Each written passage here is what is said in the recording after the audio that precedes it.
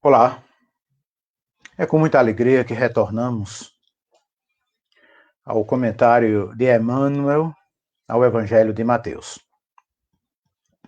Hoje nós iremos sintetizar as explicações de Emmanuel aos itens 67 até o 71 do comentário de Emmanuel ao Evangelho segundo Mateus, onde será apresentado o versículo 17 do capítulo 5. São estes aqui. O item 67, Lei e Vida. 68, Culto Espírita. 69, Pergunta 353 do livro Consolador. 70, Na Senda Renovadora. E 71, Cumprimento da Lei. E o versículo bíblico, Mateus 5,17. Não penseis que vim destruir a lei ou os profetas. Não vim destruir, mas cumprir. Esse tema de hoje, ele já tem sido muito debatido no meio evangélico e entre muitos teólogos em todas as épocas. Desde o ano 150 depois de Cristo, que já começou a haver uma certa disputa na interpretação desta passagem. Mas, na realidade, o que Jesus apresentou nos evangelhos foi de uma forma muito coerente com todos os seus ensinos e com tudo aquilo que os profetas do Antigo Testamento tinham falado a respeito dele. Aqui começa, neste versículo, a segunda parte do Sermão da Montanha. É quando Jesus vai mostrar a relação dele para com a lei de Moisés, ele na qualidade de Messias. Especialmente como era interpretada naquele período. Então, veja bem, neste versículo tem uma parte aqui importante, eu quero aqui mostrar para vocês, que diz o seguinte: não vim destruir, mas cumprir. Essa parte final. Primeiramente aí nos mostra que Jesus veio com uma missão. Ele veio com um mandato. Ele veio para uma época em que já era o tempo oportuno. E era um tempo aguardado por todos os israelitas. Era a chegada do Messias. Isto os profetas vinham falando há mais de 1000 anos atrás. Era chamada as profecias messiânicas, que encontram-se no Velho Testamento. Então, a autoridade que emanava de Jesus, da pessoa de Jesus, era bem superior em relação aos escribas e rabinos, tanto em conhecimento, como também em apresentação deste conhecimento. E Jesus já começou a demonstrar isso bem cedo. Naquela ocasião, ele ainda quando criança, ficou no templo, os pais preocupados, quando voltaram, ele estava justamente conversando com os doutores da lei, com os sacerdotes, apresentando assim o que seria a sua grande missão. Jesus, o Cristo, deveria ser maior que os profetas. Isso, sem dúvida. Era assim representado nas profecias. Maior do que Moisés. Mas uma coisa é bem importante ressaltarmos. Ele seria maior, e foi, e é maior, mas não contrários a eles, porque eram eles que glorificavam o Messias que estavam para vir. Então, isso durante todos os séculos. Então, lembremos-nos que, igualmente, o Cristo, ele era o autor das leis e dos profetas. Ele era o inspirador. Então, é preciso compreender que quando se fala na lei e nos profetas, é uma referência a todo o Antigo Testamento. E outra coisa muito importante que nós queremos aqui comentar com vocês antes de pegarmos os textos de Emmanuel, é notar que nesse versículo diz que ele não veio mudar, né? Não veio destruir, né? Nem a lei ou os profetas. Porque havia uma certa grupos em Israel em que eles não acreditavam completamente também nos escritos, entre os próprios judeus. Por exemplo, os saduceus não aceitavam os escritos dos profetas, só os escritos da Torá, praticamente os escritos de Moisés. Eles diziam que haviam interpretações errôneas dos profetas. Os fariseus revogavam parte da lei. Os essênios revogavam parte dos profetas e parte da lei. Então, o Messias, Jesus, ao chegar, conhecido, né, já naquela época como Jesus de Nazaré, que identificava a cidade do qual ele tinha vindo, ele não revogou nenhum nem outro.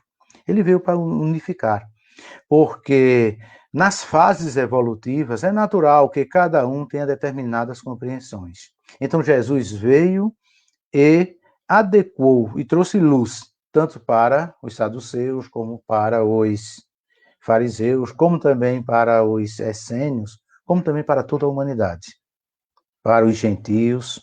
Ele foi além das fronteiras de Israel. Então, a missão de Jesus foi, na realidade, completar, aumentar, aperfeiçoar a mensagem do Velho Testamento, mostrando sentidos e experiências espirituais de maior elevação, porque já era chegado os tempos. E Jesus, naquele momento, não apresentou tudo o que ele gostaria. Certa vez, ele reunido com os discípulos, quando já estava perto, né, de seu regresso à pátria espiritual, ele disse o seguinte: tenho muitas coisas para vos falar, mas vocês não podem suportar agora. Evidentemente, muitas coisas da atualidade agora, se Jesus fosse revelar aos seus discípulos naquela época, seria completamente incompreensível para eles, porque estavam muito além da compreensão. Então, essa é a lei da evolução. As coisas vão evoluindo, as coisas vão mudando. Então, dentro desse contexto, é que Emmanuel apresenta este comentário a Mateus 5,17. Primeiramente, quando ele começa aqui neste texto, que ele diz o seguinte, no primeiro comentário: lei é vida e vida não se destrói, é que nós não devemos, de maneira nenhuma, buscarmos dilapidar a esperança de ninguém. Porquanto a felicidade de uns pode não ser a felicidade de outros. A verdade de uns pode não ser a verdade de outros. Eu não posso chegar e querer destruir a esperança religiosa, a esperança de salvação que tem um cristão, um seguidor de Jesus de determinada religião. Para ele, aquilo é a verdade. No entanto, tem outro que está em outra denominação, que tem controvérsias àquela que ele crê, e já diz, a verdade está na minha. Então, assim, de alguma maneira, apontar o dedo e dizer, eu estou salvo, você está perdido. Era para isso que Jesus veio trazer o ensino universal, para que não houvesse essas diferenças. E cada um que está no caminho, buscando os ensinos de Cristo, servindo com sinceridade, deve se respeitar aquilo que ele crê. Porque a verdade minha pode não ser a sua. Isso eu não quero dizer que com isso eu estou certo, você está errado.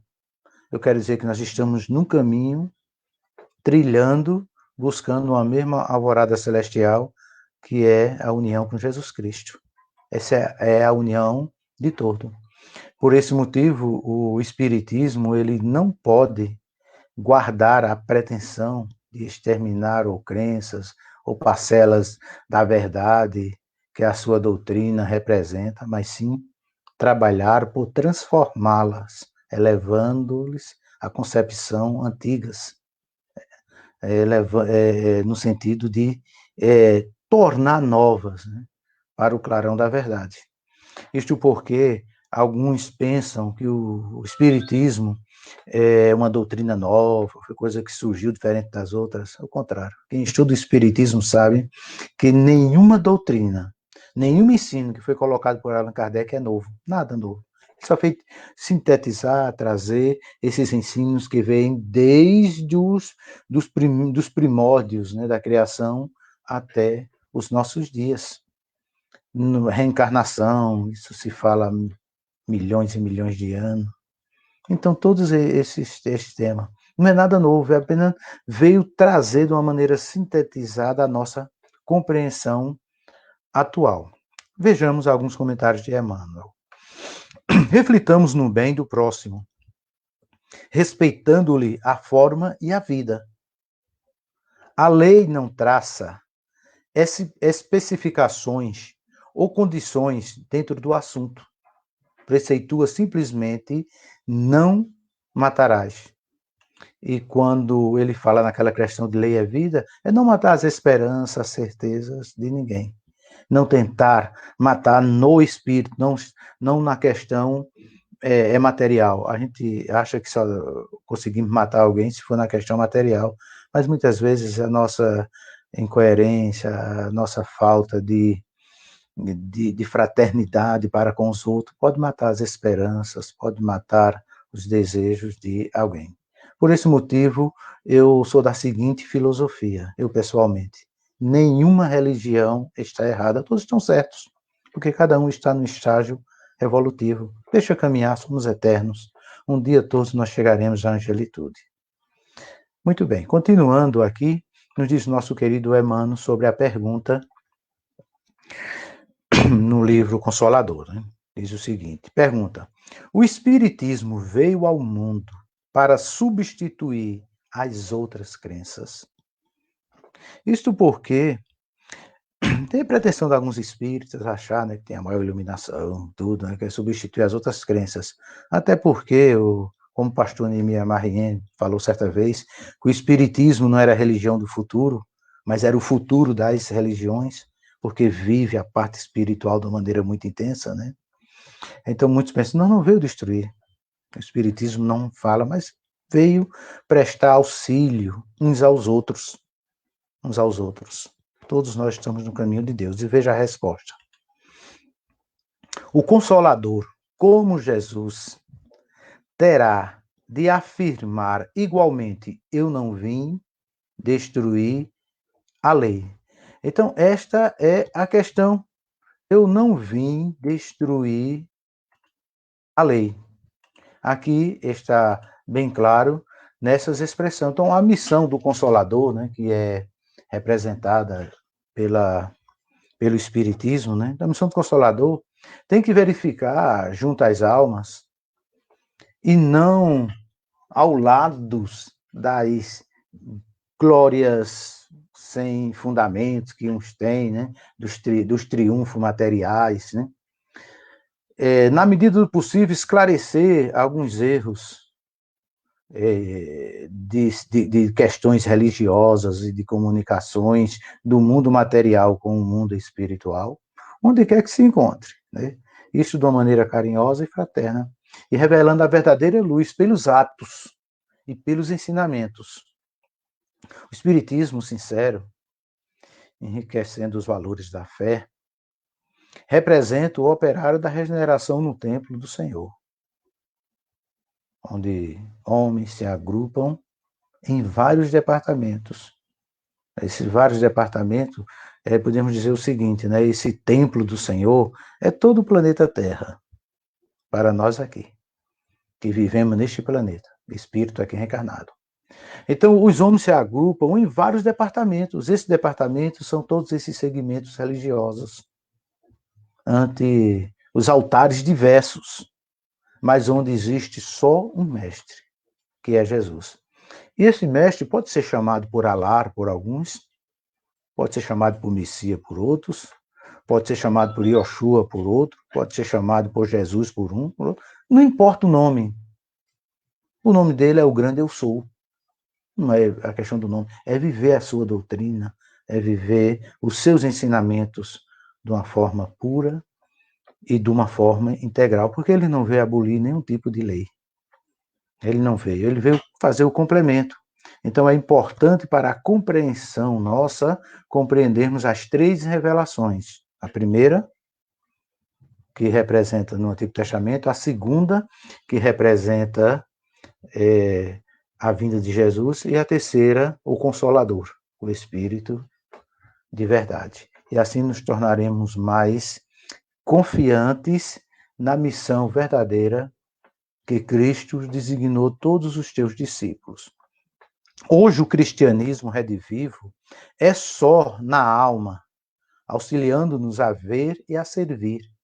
Entre nós, o princípio religioso não se confina à profissão de fé vazada, na confissão labial, pura e simples, né?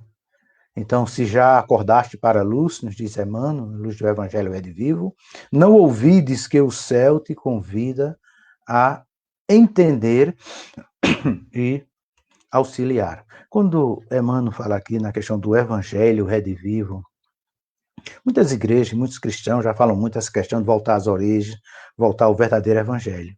Porque o que nós vivemos aqui, principalmente no mundo ocidental, principalmente aqui, não é o evangelho puro de Jesus. Todos os estudiosos da Bíblia, estudiosos de história, sabem disso. Nós vivemos um cristianismo que tem influências de Jesus, mas a grande influência é de Constantino, um imperador romano, primeiro que tornou, através do Edito de Milão, depois ele tornou todos os cristãos uma igreja oficial. Então nós vivemos mais uma igreja constantiniana do que mesmo uma igreja cristã. Então é necessário compreendermos um pouco mais profundamente o verdadeiro carinho, o verdadeiro amor, a verdadeira fraternidade da igreja primitiva, dos ensinos primitivos de Jesus, para compreendermos melhor. No futuro nós estaremos tratando também desses assuntos da igreja constantiniana, que muitos receberam como se fosse o cristianismo.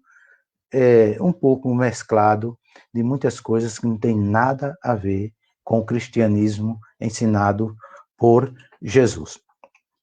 Concluindo, sem dúvida, para consolidar a excelência da lei mosaica, do ponto de vista da opinião, Jesus poderia invocar a ciência e a filosofia, a religião e a história, a política e a ética social, mobilizando a cultura de seus tempos para grafar novos tratados de revelação superior, empunhando o buril da razão ou o azorrague da crítica para chamar os contemporâneos ao cumprimento dos próprios deveres.